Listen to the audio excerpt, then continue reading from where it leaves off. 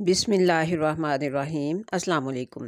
میرے چینل کا نام ہے لرسو نیچر اور میرا آج کا ٹاپک ہے بیکار بیٹھنا۔ یہ ٹاپک اس لیے سلیکٹ کیا ہے کہ ہو سکتا ہے کہ کسی کا کوئی بھلا ہو جائے، اور اس ٹاپک پہ بات کرنے کی ضرورت اس لیے پیش آئی کہ آج ہمارے معاشرے میں بہت سارے لوگ ایسے ہیں جو فارغ بیٹھے رہتے ہیں، خواتین ہیں یا مرد ہیں، اور ایسے فارغ اور بیکار بیٹھنے والے لوگ اکثر ڈپریشن کا شکار رہتے ہیں اور سکون کی میڈیسن لیتے رہتے ہیں۔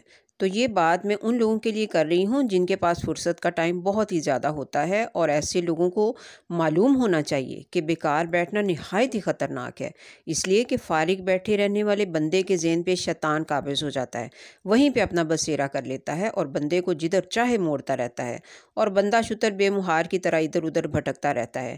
دیکھیے کہ جب آپ فارغ بیٹھیں گے تو آپ کے غم، آپ کی فکریں، آپ کی الجھنیں آپ کے گرد گھیرا ڈال لیں گی، اور آپ کے ماضی، حال اور مستقبل کی فائلیں آپ کے سامنے کھلتی چلی جائیں گی، اور پھر آپ بہت پریشانی میں پڑ جائیں گے۔ اگر ماضی اچھا تھا اور حال برا ہے تو بھی مستقبل کی پریشانی ہوگی، اور اگر ماضی برا تھا اور حال اچھا ہے تو بھی مستقبل کی پریشانی ہوگی۔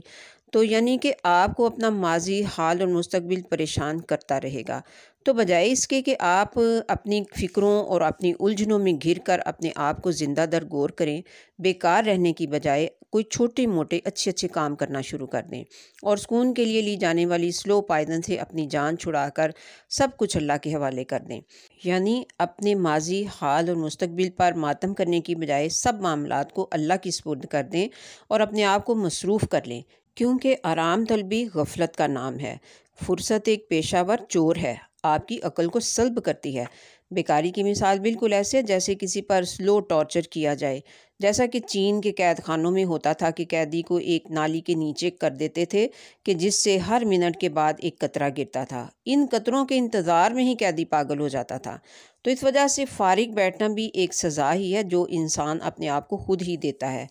اب بات کرتے ہیں کہ اپنے آپ کو مصروف کیسے کریں۔ تو دیکھیے کہ یہ تو کوئی بڑی بات نہیں ہے۔ فرصت کے اوقات میں آپ اٹھیں اور نماز پڑھیں، فرائض پڑھ لیے ہیں تو نوافل ادا کرنا شروع کر دیں، قرآن مجید کی تلاوت کریں، قرآن مجید کا ترجمہ پڑھیں، اس کو سمجھنے کی کوشش کریں، تفسیر پڑھیں یا کوئی اور اچھی کتاب پڑھنا شروع کر دیں۔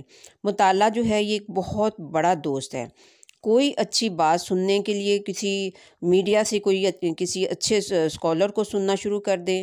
اگر گھر میں جگہ ہو تو پودے رکھیں اور باغبانی شروع کر دیں، گھر یا آفس کی صفائی کرنا شروع کر دیں، ہر چیز کو سیٹ کر کے رکھیں، یا پھر دوسروں کا ہی کوئی کام کر دیں۔ مطلب یہ کہ کچھ نہ کچھ کریں ضرور، اور کام کے چاقو سے فرصت کو کاٹ ڈالیں۔ بستر پہ پڑے پڑے آنسو پونچھتے رہنے سے کچھ بھی حاصل نہیں۔ بیکاری کا سانپ آپ کو ڈسنے نہ پائے، اس سے بھرپور احتیاط کریں۔ آج کل تو میڈیا کا دور ہے، کچھ اچھا بول دیں یا کچھ اچھا لکھ دیں یوٹیوب پہ جا کے یا فیس بک پہ جا کے، تو یہ ایک بہت بڑی ذہنی مصروفیت ہے، کیونکہ میں نے خود ذاتی طور پہ اس کا تجربہ کیا ہے۔ میرا یہ چینل جو ہے یہ میرے لیے ایک بہت بڑی ذہنی مصروفیت ہے۔ اس کی وجہ سے بہت ساری ذہنی پریشانیاں جو ہیں وہ ڈیلیٹ ہو جاتی ہیں ذہن سے۔ آج جو باتیں میں نے آپ کے ساتھ شیئر کی ہیں یہ صرف اسی لیے کی ہیں کہ ہو سکتا ہے کہ کسی کا بھلا ہو جائے اور کوئی میری ان باتوں سے فائدہ اٹھا لے۔ تو میرے ساتھ جڑے رہیے، ملتے ہیں پھر نیکسٹ انشاءاللہ۔